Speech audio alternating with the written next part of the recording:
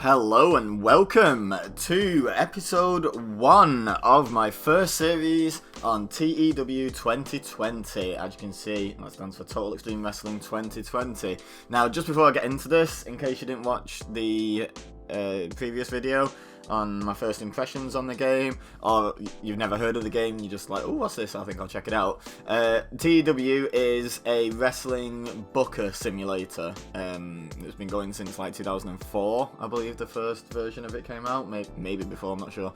But basically, the way I liken it is it's Football Manager instead of FIFA. So instead of playing football like you do on FIFA, or soccer, instead of playing football like you do on FIFA, you manage a football team on Football Manager. Well, instead of playing the wrestling game like you would on WWE 2K, you run a wrestling company on TEW. So that's the gist of it. I'm going to be doing a new save today, and what I'm going to be doing is I'm going to be taking advantage of the very first thing that Adam Ryland, who is the creator of this game, wrote in the blog, the forum post that he kept going, talking about updates to this game from when they started developing it, and that was the ability to now run child companies. So if you picture how NXT and WWE's relationship always kind of was, which is that it was sort of run separately. It was a separate roster, and they brought in new graduates of the Performance Center, and they brought in indie talent, and trained them up in the WWE way, and then at certain points Vince McMahon would be like, hey, I want that guy, and would just call him up. And that's something you can now do in this game.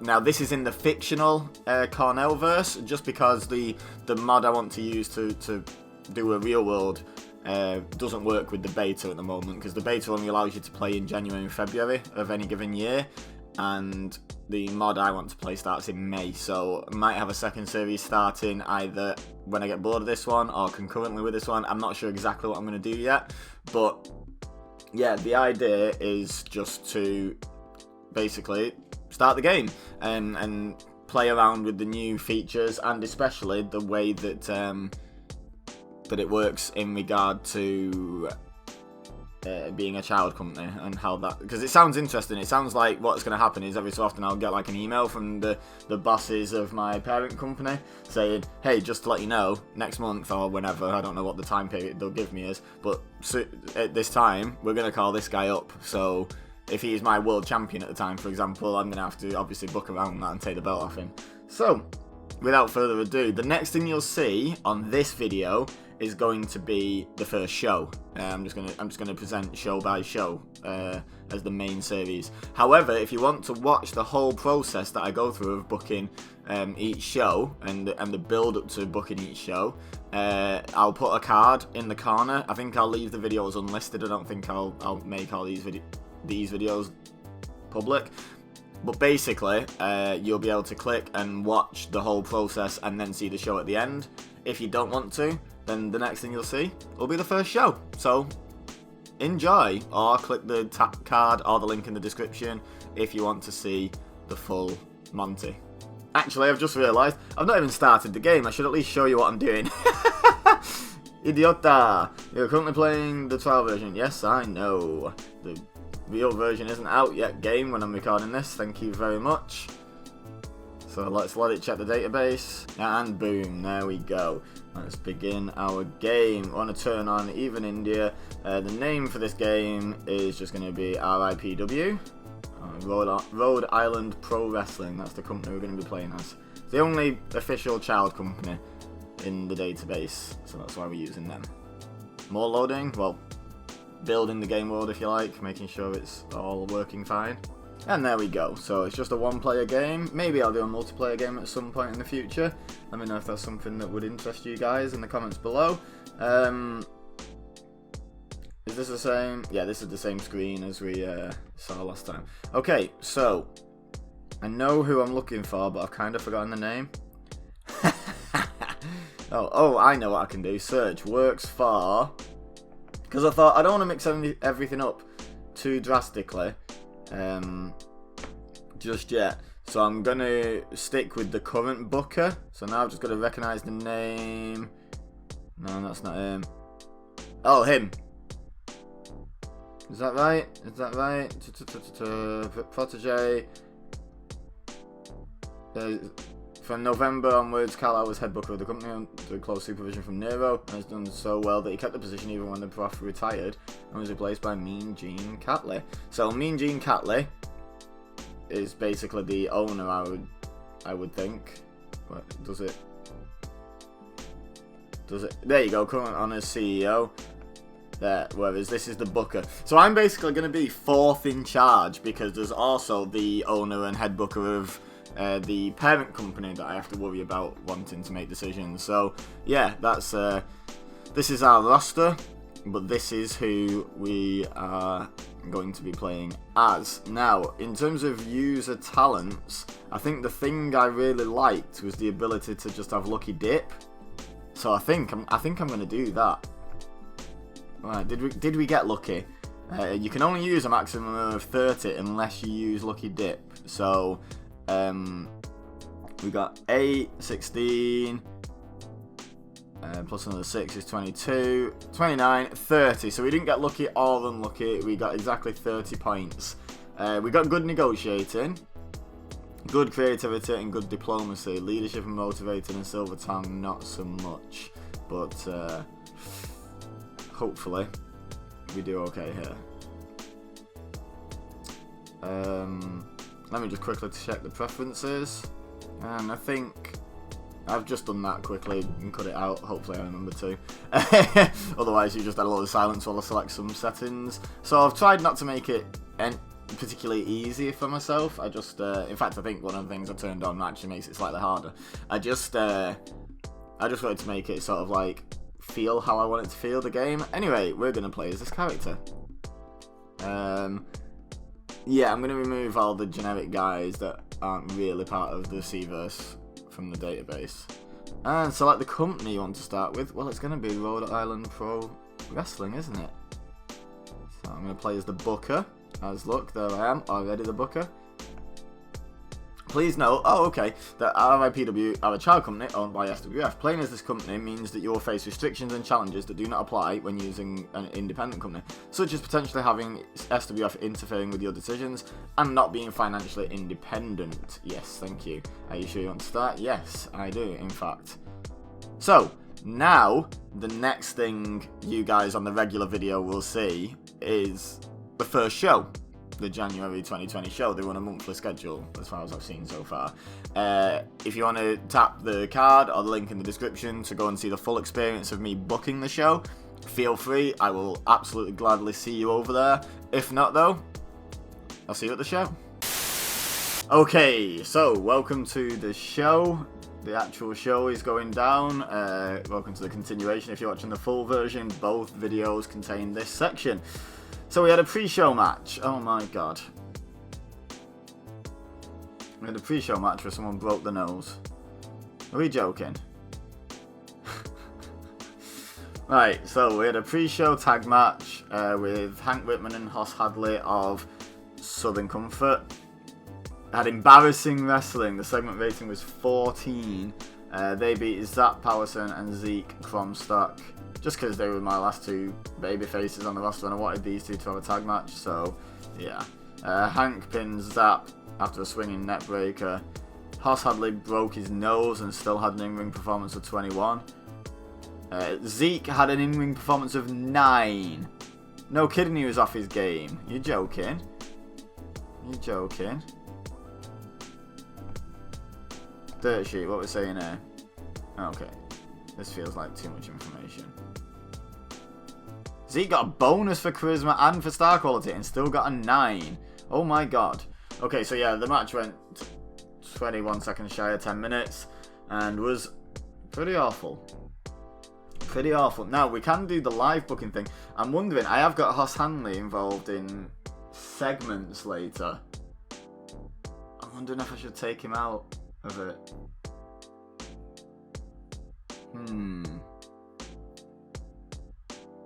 Yes, I think I should. Yeah, I know. I got that. Thanks. Heat backstage following this match after injuring Hoss Hanley. So it was Zeke's fault with his 9 rating. I like that. I really like that feature, that we can change the show on the fly. In about, that didn't have much heat, and Embarrassing Wrestling 17, this one. Sunshine Connection defeated the Wrecking Balls in 1941 when Rocky Weatherfield pinned Crusher Ball with a roll-up. Nice. So we got 13. Rocky got 22. Wow, okay. Yeah, advanced with the segment and gained heat, but then ended as if it gained heat. Oh my god, with a 17 rating. Rocky was off his game and was still way above everyone else. They both got the tag team specialist bonus, which is nice, and Lucinda Lush, which is Drew's girlfriend and manager, did well, did some good work at ringside. So I don't think we need to change anything about the remainder of the show just yet, so we'll advance to the next segment. Okay, All Night Party versus the Magic Boys for the Tag Team Championships, and about that had decent reaction, but terrible wrestling. That's better than embarrassing. All Night Party defeated the Magic Boys in 10:21 when Marty Simmons pinned Kingsley Christopher with a crazy driver. All Night Party win the RIPW Tag Team Championship titles, even though they were the worst two in the match and they were the best two. It makes sense from a storyline perspective. If you haven't watched the booking video, you're just watching the show itself. Then yeah, and we ended that story as well, even though it advanced and gained heat, so maybe we shouldn't have ended either of them. Both teams got tag team specialist bonuses as well, which is nice. Next segment. Okay, so after the match, oh, I forgot to take him out of this segment. Damn it, I forgot that he was in this. Ah. Okay, so Hoss Hadley showed up in this, but then not in the rest of the show, so whatever. Hank, maybe he just sort of spectated from ringside, he didn't join in. So, Southern Comfort, which is Hank Whitman, Hoss Hadley, and Samson Sharp, run and attack the new tag team champions, beating them down into the mat. Yeah, segment rating of 22. Best segment of the show, no storyline involved. Go figure. Next segment. Samson Sharp. So how I pictured those two segments rolling into each other is that attack's happening, then a whole lot of Marvin doesn't exactly save them, but comes out to stop the attack and start his match with Samson Sharp, and Houston Hadley disappears. Not Houston Hadley, that's his cousin, sister, whatever she is. Whatever his name was, Mr. Hadley. Disappears. So, yeah, in about that, decent reaction, but terrible wrestling. Rated 21 again, so giant best match. Samson Sharp defeated Whole Lotta Marvin in 10 minutes and 6 seconds by pinfall with a full Nelson bomb following interference from Hank Whitman. Just Hank Whitman. See, I remembered to change this one. Samson was way above. Wow, okay. So Whole Lotta Marvin might be listed as like the next big thing and really good on the mic, but he's not that good in the ring at the moment. A Whole Lot of Trouble storyline has gained heat though, which is nice. I like that. It's good. I like it a lot. Next segment, nothing to change again. Whoa, okay. Lack of anything happening in this segment. Anything interesting happening. Segment was too long for this audience. It was like 6 minutes. 6 minutes. It's too long. Are you joking? Oh my god. Okay. And it brought the crowd down, but wasn't really meant to. Okay. So after the match, Whitman and Sharp continue the attack on Whole Lot of Marvin. And the tag team champions, All Night Party, come back out and fight them both off, saving Marvin from a serious beating. Gets a segment rating of 8.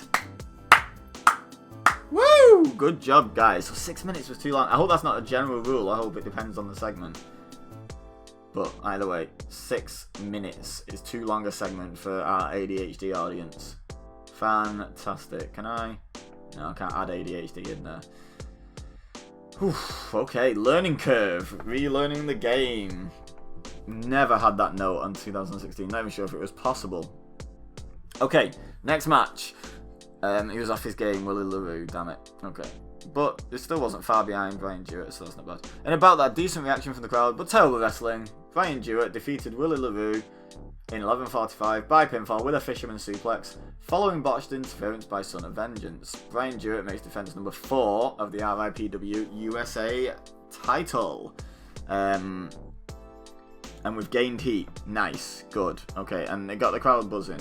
This was the Steal the Show match, by the way. The storytelling match that we have to have as part of our product settings, by the way, was the Whole Lot of Marvin and Samson, whatever his name was, match, because the story was the constant interference from the outside, I figured. Okay, next. Oh, decent wrestling, that's a jump up. In about that good heat and decent wrestling, Diva Arnold defeated Hellion in 9:56 when Hellion intentionally got disqualified. So what I was picturing for this match was like Hellion enjoying beating down Diva Arnold, but getting frustrated at Diva Arnold keep coming back, and then eventually just being like, you know what, screw this, I'm just going to beat the hell out of him and getting disqualified. The crowd hadn't peaked, so being cool wasn't productive. No, they hadn't peaked, but they'd had an exciting match before, and the main event was next, so that was why I've cool. Okay, right, okay, lesson learned. Diva Arnold with 35 rating, easily the best of the night. 29's not bad either. How come they got 28? Just because of that? Just because of cooling the crowd? I mean, obviously a Hellion match is going to cool the crowd. He's slow and plodding and can't go more than about 12 minutes, I think I figured out he could go. Okay, this is tricky. This is tricky. This is my first ever show on this show. Wow, look at that segment rating. Nice. You call a backstage promo. So I realised, basically, I wanted to do a backstage promo with Marvin at some point in the show, but I kept getting criticised for having him on the show too much, and I thought, is that going to knock my rating down? So instead, I went with my second best mic guy. He's not on the show in any other capacity, so I thought he could just big himself up and maybe moan about the disrespect of not being booked on the show, something. And again, it went on too long for the audience. So this was a 6-minute promo. 6 minutes is too long of a segment for our audience. That's ridiculous. But he benefited from having a hot catchphrase, so we got a 32 rating. Nice. And now I think it's main event time for the world title. Here we go. Oh, they've got pretty good chemistry. Nice. Good, because they're going to be fighting again. In a bout that had a decent reaction from the crowd but subpar wrestling, Forrest Vatsloff defeated Warwick Good. I've actually never tried saying his name out loud, I don't think, until that point. In 11:18, when Warwick Good pinned Forrest Vatsloff with a face-first suplex, only for the previously unconscious referee to recover and reverse the decision because Warwick Good had been disqualified. Forrest makes defense number 2. So that's not quite how I pictured this going, but I did picture the ref bump. And I pictured the ref waking up and... Okay, the segment got 29. Okay, so how I pictured it was the referee waking up, counting the pin because he hadn't seen the cheating, and then, what's his name? Him, Mean Gene Catley, coming down to ringside and reversing the decision. He's our owner, but also our main road agent, and he's quite a star, so I wanted him involved in the match for a boost.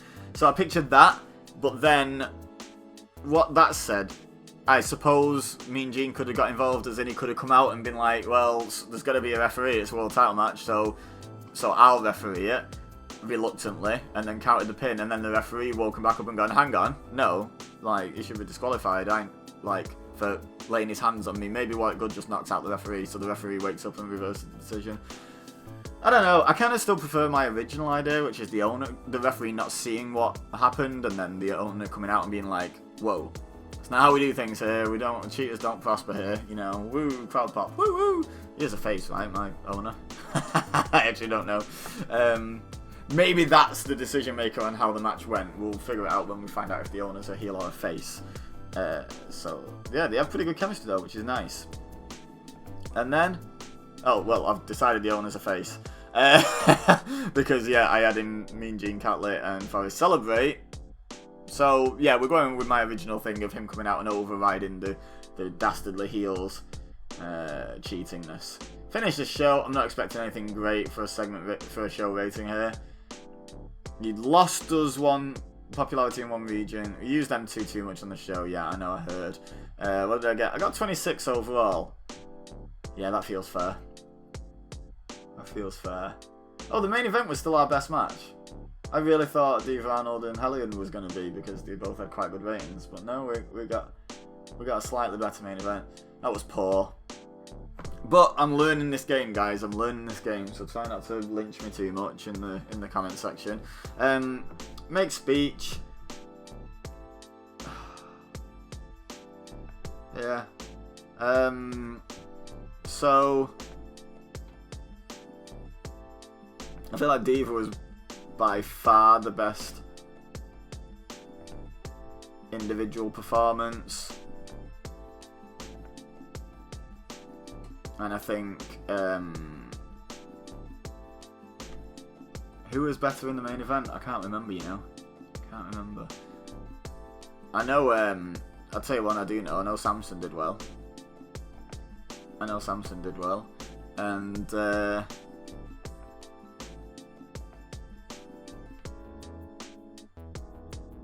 main event, who was better? I cannot remember for the life of me who performed better. It was close, wasn't it? I think it was my bad guy was the better one. What was his name? Wasn't it good? Yeah, let's compliment him anyway. Lee Arnold seemed pleased, Samson Sharp seemed pleased, Warwick Good seemed pleased, no one seemed upset. Fantastic. Loading screen. American Flash this time. Okay, just out of pure curiosity at this point, let's go into our office, let's have a look at our roster. Mean Gene. Works heel. Damn it. Okay. So, how do I see what he currently is? I've already discovered this once, but I've now forgot. Oh, it's just that, isn't it? Works heel. Okay, so in that case, I misread. For my money, the end of the match then is what's his name? Warwick Good knocks out the referee in frustration. Mean Gene Catley comes down and is like, we need a referee, and then counts the pin, and then the referee comes around and reverses the decision, and then Forrest kind of forces Mean Gene Catley to celebrate with him reluctantly, and it kind of still works. So I'm okay with that. Why is Hoss? He's annoyed. He's annoyed because he had his nose broke. Okay, we're good. Right, so let's have a look at our emails. Drug test fees. I'm not bothered about expenses, am I? Hoss Hadley injured. So let's have a look at the old status. Where's health? Where's like his medical? Injured, broken nose. Can I get more information by clicking there? No. Have we still got a medical tab on here? We have. Is being worked through, and it's only going to be 6 days anyway, so that's fine. He'll be back in time for the next show. We're currently 53 grand in debt already. Woo! Okay, so I'm going to end both videos right there. Leave a like if you enjoyed this first little foray into the game. Hopefully I'll get better as time progresses. That's what happened with me with TEW 2016. I had no idea what I was doing at first, and eventually I got to be okay. Like, I wouldn't say I was like an amazing player at it or anything. I wasn't like throwing out 100 rated matches every show or anything ridiculous. But I was, I at least felt like I knew what I was doing booking it. This does feel like a couple of curveballs got thrown my way. Is that company relationships? Okay. I thought that was in-house relationships, the thing I'd been looking for before in the long video. Anyway, distractions. Yeah, I'll get better over time, I'm pretty sure. Subscribe so that you get to see that experience and get to watch more TEW and just more wrestling content in general. Also, check my description for my other channels, my social media, my Patreon, all that fun stuff. But for now, all I have left to say is thank you very much for watching. As always, I've been EBEZA, you've been amazing, and I'll see you next time.